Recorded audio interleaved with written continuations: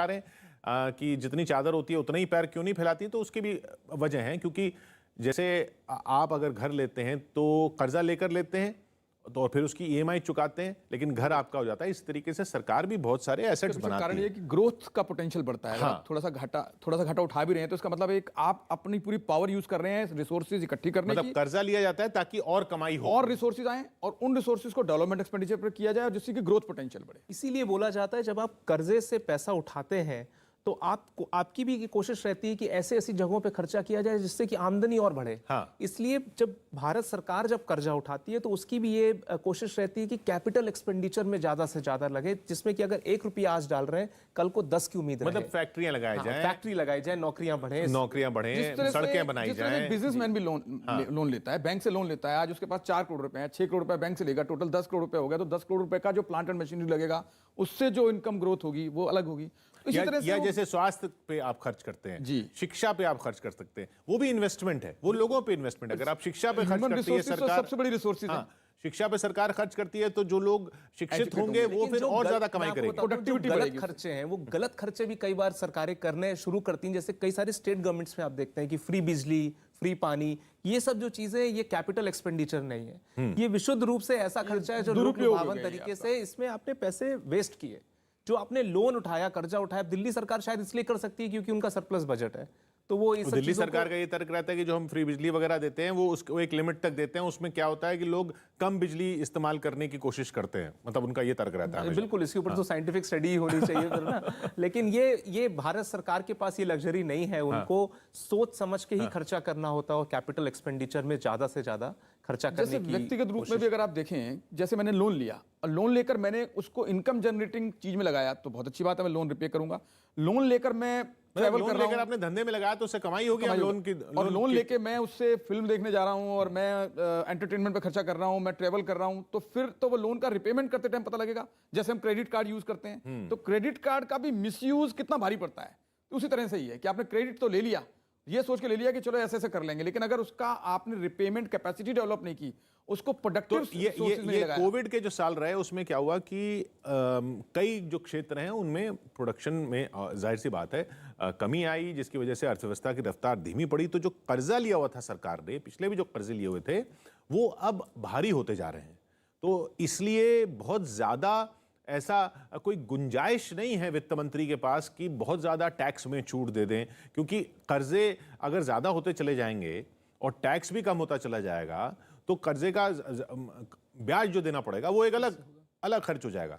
जी बिल्कुल, जैसा आपने बोला, टोटल बजट आपने बोला 35 लाख करोड़। हाँ, पिछले साल का जो था। यूएस डॉलर में देखें तो 500 बिलियन का बजट बनता है भारत सरकार का। इसमें 22 से 23% सिर्फ इंटरेस्ट चुकाने में चला जाता है साल दर साल। हर साल आपका हर रुपए में 20 पैसा तो आपका ब्याज में जा रहा है। बिल्कुल, उससे ज्यादा ही। हाँ, उससे जितना आप खर्च कर रहे हैं उसमें हर रुपए में 20 पैसे से ज्यादा ब्याज दे रहे हैं, क्योंकि आपने पिछला कर्ज लिया हुआ है। अब आप इस साल और कर्ज लेंगे, फिर अगले साल और ब्याज देंगे, आपकी आने वाली पीढ़ियां ब्याज देंगी। ये कम होना चाहिए बजाय कि बढ़ते रहने से। इसलिए टैक्स में बहुत ज्यादा छूट देने की गुंजाइश नहीं होती है। लेकिन गृहिणियों को भी बहुत उम्मीद होती है बजट से, नौकरी पेशा महिलाओं को भी उम्मीद होती है, महिला वर्ग को काफी उम्मीद रहती है हर बार कि कुछ अलग शायद महिलाओं के लिए दिया जाए। मनोज शर्मा हमारे साथ भोपाल से मौजूद हैं, उनके साथ कुछ महिलाएं भी हैं। मनोज, क्या उम्मीदें लग रही हैं इस बार? किशोर देखिए, बहुत देर से इंतजार कर रहे हैं लोग इसी बात को, अपनी उम्मीदों को बताने के लिए। दीक्षा, आपकी नई नई नौकरी लगी है, जल्दी जल्दी बात करेंगे क्योंकि 11 बजे निर्मला सीतारमण अपना बजट पेश कर देंगी।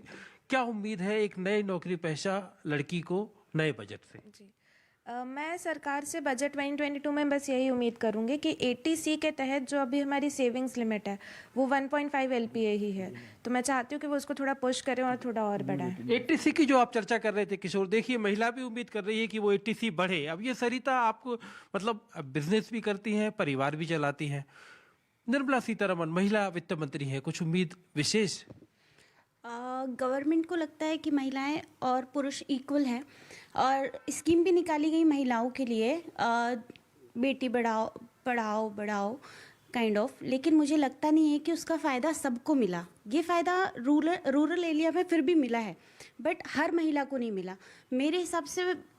मैं जो चाहती हूँ, मेरे को जो लगता है, महिलाओं को जो लगता है कि उनको छूट मिलनी चाहिए जैसे पहले मिलती थी। टैक्स में छूट रिबेट। पहले टैक्स में सीधा छूट मिलती थी। मनोज, वही हमारे साथ अश्विनी जी भी मौजूद हैं। अश्विनी जी, पहले टैक्स का जो स्ट्रक्चर था उसमें महिलाओं के लिए अलग था, पुरुषों के लिए अलग था। वो महिलाएं फिर चाह रही हैं, इससे कुछ फायदा होता है इकोनॉमी को? देखिए, ये दोनों तरह की बातें हैं। अब वुमेन एम्पावरमेंट की हम बात करते हैं तो कुछ लोग ये कहते हैं कि सब एम्पावरमेंट है तो हम इक्वल हैं, जब भी तो एम्पावर होंगे, हमें नहीं चाहिए किसी तरह की एक्स्ट्रा फी भी। लेकिन दूसरी तरह कहा जाता है कि एक इंसेंटिव है एक तरह से, एक प्रमोट करने के लिए कि चलिए हम आपको इस तरह से रिस्पेक्ट कर रहे हैं तो इसलिए हम आपको एक छोटा सा इंसेंटिव एक्स्ट्रा दे रहे हैं। लेकिन मुझे लगता है इसकी बजाय जो इस पे ज्यादा ध्यान देना चाहिए कि इकोनॉमी को इससे फायदा होता है? नहीं, इकोनॉमी को इससे क्या एडवांटेज होगा? इकोनॉमी का इससे कोई लेना देना नहीं है। मुझे लगता है इस इकोनॉमी का इस बात से फायदा होगा कि अगर महिलाओं को ज्यादा से ज्यादा जोड़ सकें अपने साथ, वो भी एक प्रोडक्टिव एसेट बने ज्यादा से ज्यादा देश के, हर एक वर्ग से कंधा मिला के चल सकें। और ये एक छोटा सा इशू है, इससे कोई फर्क पड़ने वाला नहीं है। बजाय इसके इस पे रिसोर्सेज पे ध्यान देना चाहिए कि किस तरह से उनका एनवायरनमेंट ठीक किया जा सकता है, उनका माहौल अच्छा बनाया जा सकता है, सुरक्षा का माहौल बनाया जा सकता है, बराबरी का माहौल बनाया जाए। इस पे ध्यान दिया जाए तो ज्यादा अच्छा होगा। चलिए, शेयर बाजार ने अब अच्छी बढ़त के साथ शुरुआत की। मुंबई चलते हैं, दिवाकर हमारे साथ मौजूद हैं। दिवाकर, वहां पर क्या बात हो रही है? इस साल काफी आईपीओ वगैरह भी आए। किशोर, अगर मुंबई की बात करें तो मुंबई को देश की आर्थिक राजधानी कहा जाता है। अर्थव्यवस्था में खासा योगदान मुंबई का होता है, लेकिन कोरोना की जितनी भी लहर अब तक आई उसमें मुंबई सबसे ज्यादा प्रभावित रहा है, जिसका असर साफ तौर पर इंडस्ट्रीज पर देखने को मिला है। मैं झवेरी बाजार में मौजूद हूं, गोल्ड मार्केट, जहां जो कई महीनों तक कोविड के चलते बंद थी। क्या असर पड़ा और यहाँ के व्यापारी क्या चाहते हैं? मेरे साथ कुमार जैन जी जो प्रेसिडेंट हैं। सबसे पहले चाहेंगे कि आप वित्त मंत्री से क्या उम्मीद कर रहे हैं? क्या किसी बूस्टर डोज की उम्मीद मार्केट के लिए कर रहे हैं? बिल्कुल, हमारे सभी न्यूज 18 के दर्शकों को कुमार जैन का नमस्कार। मैं जेमिन ज्वेलरी इंडस्ट्री से जुड़ा हुआ हूँ। गत वर्ष आदरणीय निर्मला सीतारमण जी, हमारी जो वित्त मंत्री है, उन्होंने हमें कुछ रियायत दी थी।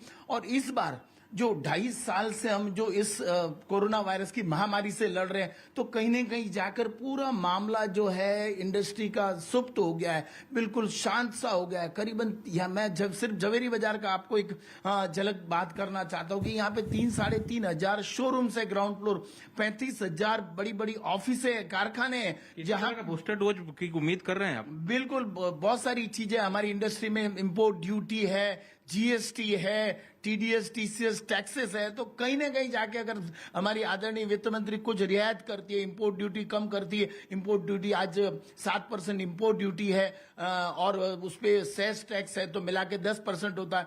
हमने मांग की है कि हमको 4% करके दी जाए। जीएसटी की बात करते हैं, जीएसटी जो ओरिजिनल टैक्स था 1-1.25% वैट के नाम से जाना जाता, और जो अब की बार 3% हो गया। तो कहीं न पूरी इंडस्ट्री जो है, जो आने वाले लोग हैं इस इंडस्ट्री में, वो डरते हैं, घबराते हैं कि भाई अभी सब जो प्रॉपर ट्रांसपेरेंसी की वजह से पैन कार्ड से पेमेंट करना है, कुछ रियायत मिले ऐसा आप उम्मीद कर रहे हैं? बिल्कुल, हमको इंपोर्ट ड्यूटी कम की जाए, हमको जीएसटी घटाया जाए। दिवाकर, ये टैक्स की रियायत की उम्मीदें हर वर्ग लगा के बैठा है, खासकर इंडस्ट्री भी लगा के बैठी है टैक्स की रियायत की उम्मीदें। लेकिन टैक्स में रियायत देने की गुंजाइश कितनी है सरकार के पास? देखिए, टैक्स एक तो इस गलतफहमी को बार बार हमें दूर करते रहना चाहिए, खुद भी और जो लोग बोलते हैं उनके लिए भी, कि भाई टैक्स हम देते हैं, बाकी लोग टैक्स नहीं देते। भाई साहब, टैक्स सब लोग देते हैं इस देश में। जीएसटी होता है, वो हर चीज़ पे लगता है। आप कुछ भी चीज़ लें, गरीब से गरीब आदमी भी कुछ लेता है तो वो भी जीएसटी देता है। तो टैक्स सब लोग देते हैं, सिर्फ इनकम टैक्स ही टैक्स नहीं होता है। दो तरह के टैक्स हो गए, डायरेक्ट और इनडायरेक्ट। डायरेक्ट टैक्स जरूर सिर्फ उसी की जेब से जाता है जिसके पास इनकम आती है, पर इनडायरेक्ट टैक्स का कंट्रीब्यूटर तो हर एक सिटीजन है जी। जो वो परचेस कर रहा है उसके ऊपर वो इनडायरेक्ट टैक्स तो दे ही रहा है जीएसटी के माध्यम तो से। जैसे वो मुंबई में कह रहे हैं इंपोर्ट ड्यूटी कम होनी चाहिए, तो कई तरह के टैक्स होते हैं, जैसे जीएसटी जी, जो हर तरह के stamp duty, import duties, GST के बाद इनकम टैक्स, जो इनकम टैक्स सैलरी पे दिया जाता है, फिर कॉर्पोरेशन टैक्स जो कंपनियां देती हैं अपने मुनाफे के ऊपर जी, इसके अलावा एक्साइज, सेंट्रल एक्साइज जी, जो केंद्र सरकार के पास जाती है, और स्टैम्प ड्यूटीज, जो कस्टम्स ड्यूटी, स्टैम्प ड्यूटी का एक छोटा सा हिस्सा रहता होगा, बहुत बड़ा रहता है, क्योंकि अब जितना भी आपका प्रॉपर्टी का लेन देन होगा उस पर स्टैम्प ड्यूटी का अच्छा खासा रेट 6-7% रहता है, और वो स्टेट गवर्नमेंट के पास जाएगा। गवर्नमेंट में तो जाएगा ही। हाँ, नहीं मतलब ये नहीं कह सकते हम देश के विकास। सेंट्रल बजट की अगर बात करें, सेंट्रल बजट में आपका GST, income tax, corporation tax, excise, import duty, customs, ये कुल मिलाकर टैक्स बनता है। इसमें अब हर वर्ग अगर हर तरह के टैक्स में कमी चाहे, जीएसटी में भी आप कम चाहो, इंपोर्ट ड्यूटी भी आप कम चाहो, एक्साइज भी आप कम चाहो, इनकम टैक्स भी आप कम चाहो, कॉर्पोरेशन टैक्स भी अगर आप कम चाहो, तो फिर टैक्स बढ़ेगा कैसे? वो सिर्फ उसी तरीके से बढ़ सकता है कि सब लोगों की मुनाफा बहुत सब लोगों बहुत का। बड़ा जीडीपी जब बढ़ेगा, हाँ। जब जीडीपी बढ़ेगा, प्रोडक्टिविटी बढ़ेगी कंट्री में, एम्प्लॉयमेंट बढ़ेगी, जब एजुकेशन बढ़ेगी, तो अपने आप ही जो दायरा है, यानी कि इनकम रेवेन्यू जनरेटिंग सोर्सेज बढ़ जाएंगी, तो एक तरह से बेस बड़ा हो जाएगा, खेत आपका बड़ा हो गया, तो फसल आपकी अपने आप बड़ी हो जाएगी। अगर आपके मान लीजिए 10 स्क्वायर किलोमीटर के उससे आप फसल ले रहे हैं तो कम आएगी, और उसका दायरा आप बड़ा कर लेंगे, फसल ज्यादा आएगी, तो आप ज्यादा कंट्रीब्यूट कर सकते हैं, ज्यादा उसको डिस्ट्रीब्यूट कर सकते हैं। अगर भारत की अगर तुलना बाकी देशों से किया जाए और विकसित विकासशील देशों से किया जाए, तो हमारा जो टैक्स टू जीडीपी का रेशियो है, ये बड़ा महत्वपूर्ण आंकड़ा रहता है कि देश में के विकास के लिए जितना टैक्स इकट्ठा हो पा रहा है उसका प्रतिशत कितना है। तो भारत का पिछले 10 साल से लगभग 10-11% के आसपास ही रह रहा है, लेकिन किसी भी देश के सुचारू रूप से चलने के लिए 15% होना चाहिए। तो टैक्स का बेस बड़ा करना ये तो एक गोल पूरी फाइनेंस मिनिस्ट्री का रहता ही रहता है, और इसीलिए इतनी एनफोर्समेंट एजेंसीज वगैरह हैं ताकि टैक्स की चोरी कम हो सके, और लगातार ये फोकस रहे कि 10 से 11% से बढ़ा के हम कम से कम 15 तक तो आएँ। और कई सारे मैं चैनल्स में भी देख रहा था कि लगातार व्यापार मंडलों का ये डिमांड रहती है कि जीएसटी का रेट कम हो जाए, थोड़ा बहुत जीएसटी का बेनिफिट मिले, क्योंकि कोविड में सब प्रभावित रहे हैं। लेकिन मैं सबको ये बताना चाहता हूं कि ये वो मंच है ही नहीं जिसपे जीएसटी की चर्चा हो सकती है। फाइनेंस मिनिस्टर का कॉन्स्टिट्यूशनली राइट नहीं है जीएसटी के ऊपर कमेंट करने वो का। जीएसटी काउंसिल नहीं वो करना है। जीएसटी काउंसिल करना है, जो कि एक संघीय ढांचे के तहत बनाई हुई एक ऑर्गेनाइजेशन है। कम करना है, ज्यादा करना है, किसी भी वर्ग को छूट देनी है,